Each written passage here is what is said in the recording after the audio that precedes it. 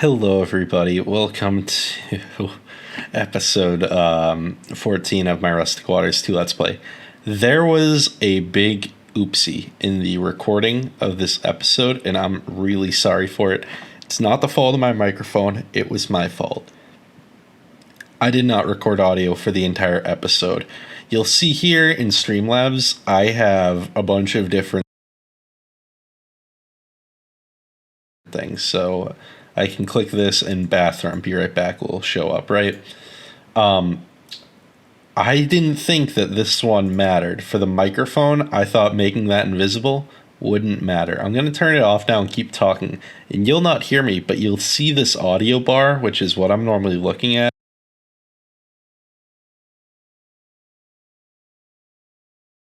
So I was talking there, and the bar is moving, but you weren't hearing me, and it was this eye icon I had checked off. So that was off the entire episode. No audio from me got recorded. You're going to hear all voiceover, and I'm sorry about that, and it won't happen again. Thank you guys for your patience with this. Okay, so what we're going to be doing today is we're going to be finally beating this boss. We tried twice last episode, it didn't work. Now, I found one of these easy dungeons, and the plan is to go in there and just grind mobs out. Just kill mob after mob after mob after mob, however many we need to get enough levels to enchant up a suit of armor. Along with that, we're going to do the part of the quest book that is related to armor, weapons, all that sort of shenanigans. And we're going to look through the stats of the different weapons and armor. We're going to come up with some new strategies for fighting the boss. And one thing that I had noticed from watching the previous episode is that the medium boss is actually easier than the easy boss. The easy boss, you have to fight the boss and a bunch of enemies, and the benefit you get is regeneration. The medium boss, you get no buffs, but he gets no allies. Now, we get the buff. We can heal anyway. We get medkits while we go through here. You'll see I have 3 in my inventory right there. So we get medkits while we go through there. So we can just go in there, take a medkit. That's the entire easy buff. So I think that that'll be easier because we can give ourselves that buff and then just not have to fight the enemies. So here we are now. We're back again from that trip through the dungeon, level 43. We went through that dungeon fighting in dark rooms for like an hour. And we got from level 15 to 43. It took a long time. So when I looked through at the different armors, what I realized was that diamond, and I think I'm going to show this right here, as I was just looking through the weapons to add Spartan up, that diamond is a mixed bag on if it's better or worse than the Signalum scuba suit that we made in the previous episode. So the legs of our scuba suit are better than diamond legs. A diamond chest plate's better than our tank. The feet, it's like a little tougher, but it's the same protection. But emerald, and we have emeralds to spare, is better in every category. So we decided to go with emerald. We had those 23, we have 19, which we can at least double. So we have plenty to make a suit of armor and have some left over. So we're going to run that through the pulverizer. And then after we run it through the pulverizer, what we need to worry about next is the enchantment part of this whole upgrade process. So we got these 43 levels, we have to use them. In our applied energistic system, we have a enchantment and disenchantment table. So what we need now is to make all the bookshelves. Now, I decided that there was a lot of long crafting in this episode, and it's kind of a long episode, and we lost the audio. So I'm going to fast forward through a lot of these segments here. So here we are, we're just fast forwarding through the crafting of a load of books. And then after that, we start looking into what's next in this process, grabbing our enchanted books. They were pretty garbage, and we got a new hub key, which we are going to be using later on. So we take a look at these, we decide where we're going to set up the enchantment table, and we decide to set it up downstairs. And I'll probably fast forward you through the building of the enchantment area. Once again, who needs to see it? I was probably saying some interesting things at the time, but not anymore. Okay, so now we got that crafted up. It's time to grab these emeralds out of here. We got more than we expected. And one thing, this is the last time I'm going to do this now. I'm going to be fast forwarding through a lot of crafting in this video, and I'm not going to mention it anymore. But I want to cut down the length I have to do voiceover on. I don't want to just have to sit here and improv while I figure out how to put a boot together or whatever. So we're now about to put some items in there, and we realize we're only maxing out at level 28 there, so we need another bookshelf. So we're going to run upstairs real quick, make one of those, and then we can finally get down to business and do this enchanting. So there we go, we got our bookshelf and we're back.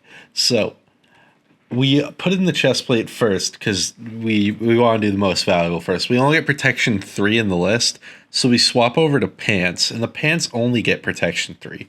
That was pretty disappointing. Here we get protection 4 and unbreaking 3, which is really good on the chest plate. We get enlightenment 2 on the helmet, 6th sense, and fire protection 4. Those are all pretty good. So 6th sense, randomly, or like when I hit a block or something, I'm not exactly sure. It'll show me the outlines of mobs through walls. Enlightenment occasionally gives me night vision, but not always. It's a little weird. They're both a little weird. So now we're talking about what we're doing next for weapons. We got our sword is the best it's going to get. I looked pretty thoroughly. Best sword we can find. I don't want to do the left side of that, so we're going to go down the right side of this here. The right side of the left half, the one with the revolver and all the bullets. That's the plan, and we want to go down that. The revolver seems pretty strong.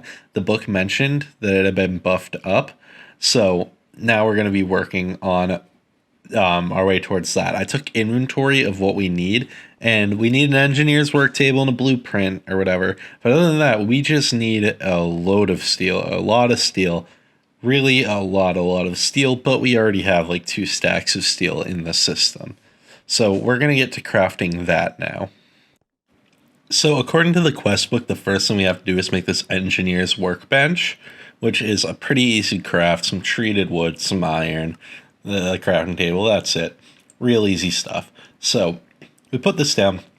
That's a big crafting block in immersive engineering, used for a lot of immersive engineering stuff. We also get a hub key fragment here, which is pretty nice. I think we already got one this episode. I think we might even get another. Right now I'm just talking about how much space is left, and I don't mind putting things right in the system. We have about 70 types left, and we're working our way towards improving capacity faster than we're using it. Now, I'll talk later about how that works. Right now we're just crafting up all the parts for the revolver. We get this shader grab bag, which gives us a shader for the pistol. I didn't know that at the time, but we'll be able to put that on the pistol, and it will change the visual look of the pistol. We get another one for this next quest, making the grips for the revolver, or for making the revolver itself. I'm not sure which. Making the revolver itself, we get a buzz saw, it's a chainsaw. We need to put a saw blade in there. But that's interesting. I might use it, I might not. I don't see much use. We already have tree capitation, and tree capitation is the name of the achievement for that. So next up, we're making a blueprint for the engineering table. So the way this thing works is there are different blueprints, and each one unlocks a different subset of crafting items. Each blueprint has its own recipe.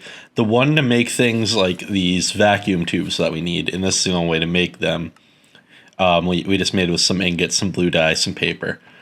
So now we put everything in there, and it'll unlock the vacuum tube on the side there. It makes 3 at a time, and we're limited by the copper wires, so we get 12 of them. Now, next up, the thing we're making with these is these are all add-ons for the gun. At this point, we already have the gun. This one does a stun when you shoot people with it. It's going to be one of the ones I use. So you shoot people with it, it stuns them, and it gives you the opportunity to land a few hits. So it seemed very useful. and it's one of the ones I decided to go for. Some of them wouldn't even attach.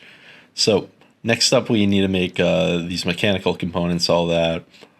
And I decided to do it off camera, so I do an actual cut right now into the next scene where we're working on the next parts of this. I didn't want to make people sit there and watch it all, and they ended up not having to. So we're now working on assembling the gun. We put it in the workbench there, and we put the shader on it, and now we're trying out the different parts. So I wanted to do the quick loader, but it ended up not going in. The speed loader I couldn't use. Although maybe it works differently than I thought. Now that I'm thinking about it, maybe you load it up with, and then you load it up in advance and use it, and it's not an add-on, it's a usable item. So there's our gun. It has an extended magazine, and it has the stun on it. And it looks like it downgraded the shader. So we get a shader of the next level down. The next thing we're going to be doing is working on bullets and casings and all that fun stuff. So the limiting factor on these bullets ends up being the gunpowder blocks. That's pretty expensive, and we don't really have a good source of gunpowder. Now, I was just showing there the UI for loading the thing. Like I said, we couldn't craft a lot of bullets, but we got like 32 bullets from completing quests. So I only put the ones I crafted in there. I kind of forgot about the other ones I had.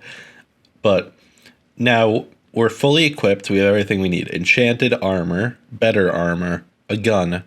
So now here we are at the temple, and you'll get to see all of that fun stuff in action. We'll see how much damage I'm taking, and if this has been a worthwhile use of 10 minutes of your time and a lot more of mine. So we're going in with the new armor there. I am in wonder at the fact that I'm seeing enemies through the walls because of that sixth sense, and it's time for us to push through here. Now, we're just gathering up these boxes for posterity. Until our AE system is huge, I'm not planning on opening them. I don't see much use out of the low-level ones. Anything but the highest level ones. Well, here we are in combat. You can see that once our hunger got low, we actually take a decent amount of damage.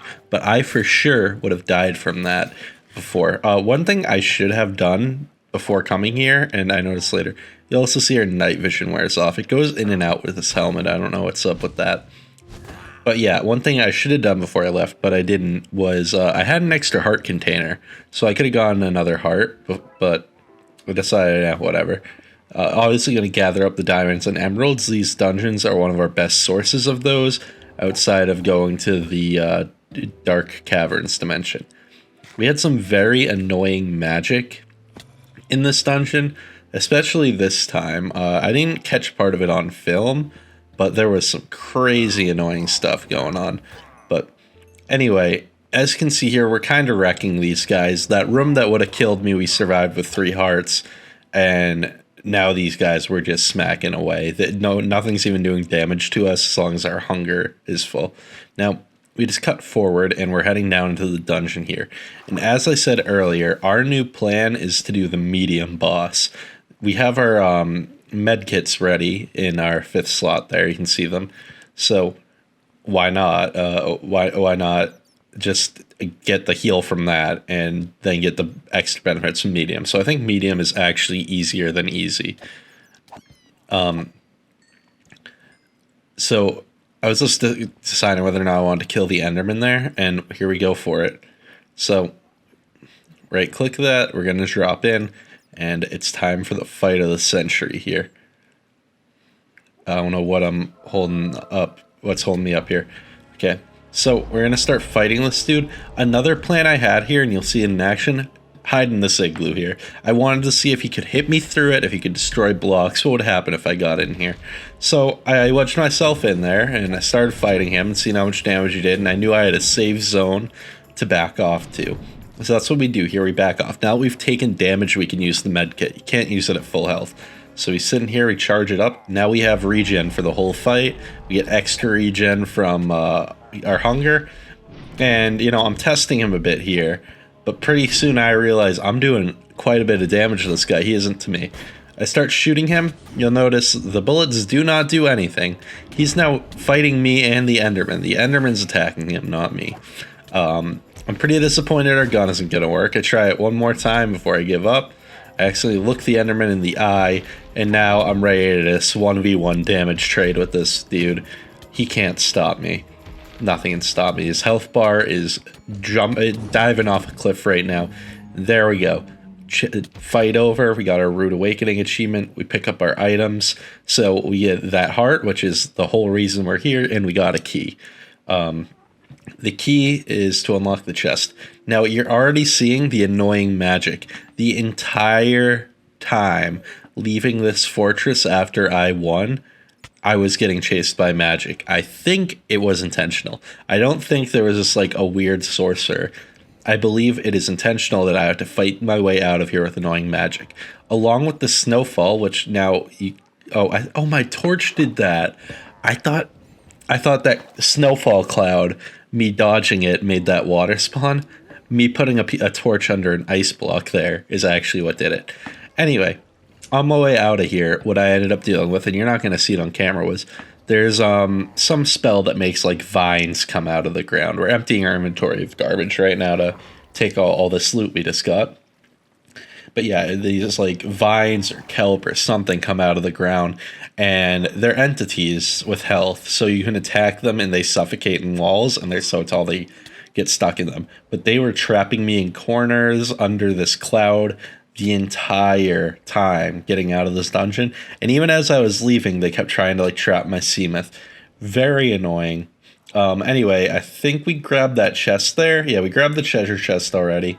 And what the treasure chest had in it was like a top tier loot box. So pretty useful stuff there. And now we cut back to our house. I wanted to show the approach to the house because I don't know how often you guys get to see that view. Especially now that we're parking up above here. So we're going to head down here and just deposit all of our stuff. I looked into the recipe and we will be able to do all the mystical agriculture stuff with just one heart. I actually didn't check in advance. The pedestals don't need it, only the centerpiece needs it. I should actually check next time I'm on what else we can make with those hearts and if they're worth getting now. But the ability to craft mystical agriculture seeds is huge. So I start doing a bunch of math here, figuring out how much of that compressed stone I'll need, because that compressed stone is a lot. Each of those Twix blocks is 81 stone, and we need like 17 of them. We also need 4 times that. We need 36 signalum. We need a lot of gold, so it's fairly expensive. But the only thing I was worried about was the fact that we needed like 1,000 something stone, which I'm going to pull up on a calculator at some point here. Here we are right now. Here's me doing calculations. You'll get to see how much stone I have, and then I'll probably fast forward some more, give you some 10x speed of me crafting this all up.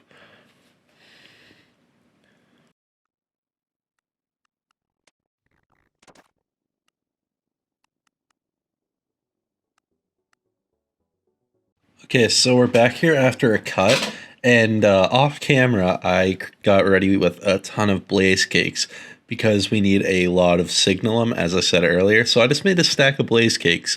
I took the the submarine. I forget the name down. The Seamoth. There we go. I took the Seamoth down to another monument. I mined like 60-70% of the netherrack there. I ended up with about 4 stacks, and that was what was limiting us last time. You need 3 stacks of netherrack to make 1 stack of blaze cakes. So made a stack of blaze cakes, and now we've gotten much more efficient with this. So we just threw that in there, time in a bottle, the top half, and we were all ready to go. So I take all this stuff up, start doing the crafting, and I don't know if I've said this. I said it last episode. The reason we need this infusion altar is this is how you make all the mystical agriculture seeds. I don't think I've used this thing before, so I was a little unsure of the inner workings of it. And because I was like, oh, it reminds me of Thaumcraft, and the Thaumcraft infusion altar is not something you just like turn on with no idea what you're doing, but I figured I would go ahead and do that anyway.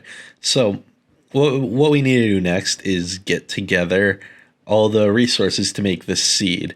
And I think I cut to take inventory to take inventory of what we have and if I'll be able to make it. And it turned out we had plenty. So we need all the tertium essence, and we need infusion crystal to combine the essences. We need Certus quartz, made the essence seeds, but very manageable. So each upgrade is a quarter. It's like powers of four type thing. So four of those is 64 of that Prudentium essence, and that would be four of the next level essence, which is one of the final level essence. So we had 64 already. We have issues with metadata in the crafting here. So the same thing with the engineer's hammers and the wire cutters. It doesn't auto detect them if they've taken a single piece of damage, which is very annoying. So here we make those prosperity seeds. We're going to need those for every material that we run through mystical agriculture. And now we have everything we need theoretically to set this up. But like I said, I didn't know how to do it. So I put everything in its place and I just kind of hoped it would work. It did not work. So we ended up cutting away after we get all this done. And what I do in that time is I try and figure out how to make this work. So we look it up in the quest book. And what we end up finding is that first of all, we had quests to do that we had done out of order. We'd done the wrong order. We made all that stuff before an infusion crystal. But it says right here, you just need to give it a redstone signal. So I end up breaking all of this stuff. Okay, so now that we've broken those, we can complete a bunch of quests that we kind of had backed up here. So we're getting redstone seeds, electrum seeds, and I believe copper. Yeah, copper seeds. So there's also these solium seeds, which are a different type of seed base, unlike the prosperity ones, which you use for mob seeds. We're probably going to want those eventually for ender seeds of some sort. But we put all that down, put a button down, press it, and everything works nice and clean. No Thaumcraft craziness to deal with. So now we have an technically infinite supply of Certus quartz. It's too slow to actually be infinite. These grow painfully slowly. There's also some weird spots on the farm where I can't plant seeds. So you saw there, I tried planting it there. It didn't work. I don't know what's up with that.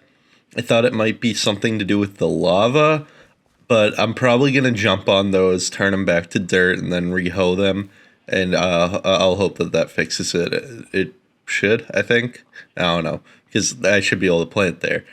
And in the other corner, I was able to plant everywhere. So I really don't know exactly what's up with that. But yeah, now we're getting all these materials in our drawer wall there. What we cut to now is we're making the last expansion to our base. We now we're getting in and out from on top. So having easy access to the side doesn't really matter so much. And one thing our base is missing, and I kind of noticed while I was hunting for mobs in that dungeon, is Darkroom. And also, we don't have a good supply of blazes, and hunting them down in the dark dimension is not a good way to get blaze rods. So what we need is a bag of holding here, and one of the things we need for it is rope, which we need to put this linen thread through the loom, or whatever that thing's called. So we're just going to do that real quick, put these through here, and we end up getting a piece of rope. So that's how you do that. And we come back up here and make this bag of holding. The bag of holding lets you move a block that has like data tied to it and retain the data. And not break the block. You just pick it up. So we're heading back to another fortress now. We don't have night vision because we have our scuba suit helmet on, not a regular helmet on. So I go to look at that and we get ambushed by a zombie. I don't have a weapon, so we just fight him off with a pickaxe. I was not expecting to get a zombie aerial attack in another fortress, so I thought that was pretty funny. Anyway, we get up here, we break the roof, and we just grab this thing with our bag of holding. I try breaking with a bullet because I'm a dummy, but we grab that in our bag of holding, and we head back home, and we can put this down in our base, which we'll be doing any second now.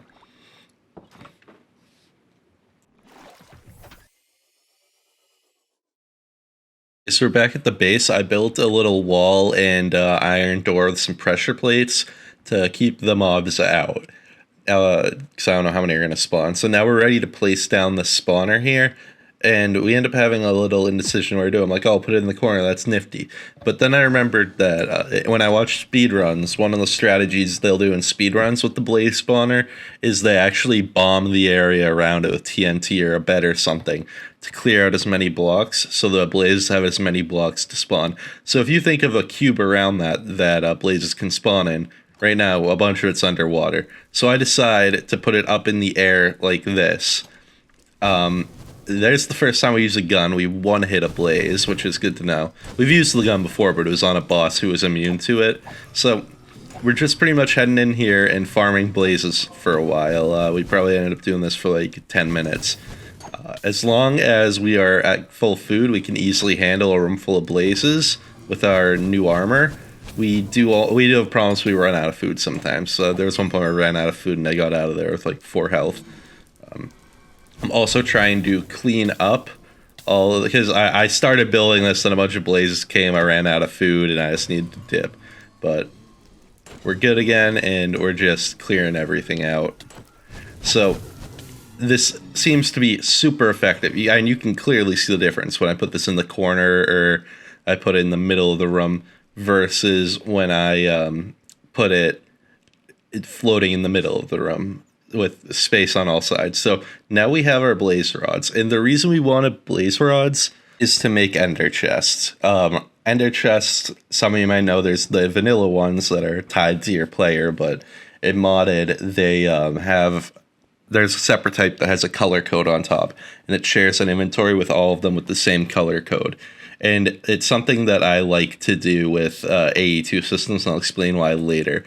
We decided to buy some more ender pearls here. I want this to be the last time we do that, or like maybe one last time, but I want to craft enderman seeds, so getting solium from the nether is going to be on our to-do list. So here we go. We make our ender chests. And what I like to do with these is I like to put them with so the ME system, you have a set amount of channels. You can add more controllers to add more channels, but you basically have a set amount. And to conserve channels, I have every item that goes into the system, do it from one ender chest. So every machine, every crafting operation, all that, it outputs not right into the system, it outputs into an ender chest, which only uses one input for the system to pull in from it. And I can just keep adding speed upgrades to the ender chest.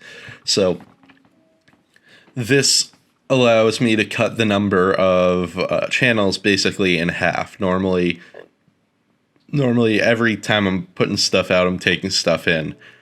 But this time, I'm only taking stuff in once. So I have twice as many channels to output stuff from the system on. So we're getting an import bus. An import bus pulls items from an outside block and imports them into the ME system. So now anything that goes in this chest here will end up in the ME system sooner or later. So we're putting in those blaze cakes. You can see the speed it's doing it. And now we're going to head over here and you can search in here for the blaze cakes. Another thing worth mentioning is that dense smart cable I put down. The dense cables have 32 channels as opposed to 8. And each face of a controller has 32 channels. So you want a dense cable on each face of the controller, and then you can kind of split it off into 4 different regular cables if you want. So we're going to tear this whole thing down here and end up outputting this into the other ender chest. So now everything this farm produces goes into the AE2 system. That's because everything this farm produces is going to be super important to crafting and auto crafting. So we're going to hook that up, and now everything will start flowing into there. Everything that just dropped off is going to end up in our system. I clean up those other 2 drawers off camera there. I cut it out. So the next thing on our to-do list here is to speed up the growth. I said earlier, the growth of those is painfully slow. Now, these growth accelerators do not show up in a JEI search for some reason, because of weird metadata or whatever attached to them. They're probably all sharing one block of a weird name, and they all have data on it. So I search for gems and search for the uses, and down on the bottom there you can see the growth accelerators. So these go under farmland blocks. They can stack. They have different range of how far they can stack. They only do one block, but they have a set range above them. So you can have like a stack 64 tall if it's the best ones, right? That'll all affect one farmland block, and they all go under it, and they speed that up. So we're going to be testing that out now, and we're making these gems, and then we're making some of these blocks. Get 3 per crafting operation. So I was just trying to figure out there where these should go, and I decided to go off of the water drops. So I can see that the water is coming from those 3 blocks, so that's where it's got to be. Same here, I can figure this out. So we put 2 under our Certus seeds, and then just 1 under each of the Inferium seeds. Not each of them, but, as many as we could. Because I just want to slightly speed those up, because there's 16 of them, but I really want that Certus growing fast. I want to have a steady supply of it. So we head up here, and we end up looking at it for a while. We looked at this thing for like a whole minute, and it didn't grow an inch. So we went back to our sprinting around methods, and we did that off camera. So we're back here, and we've completed some quests.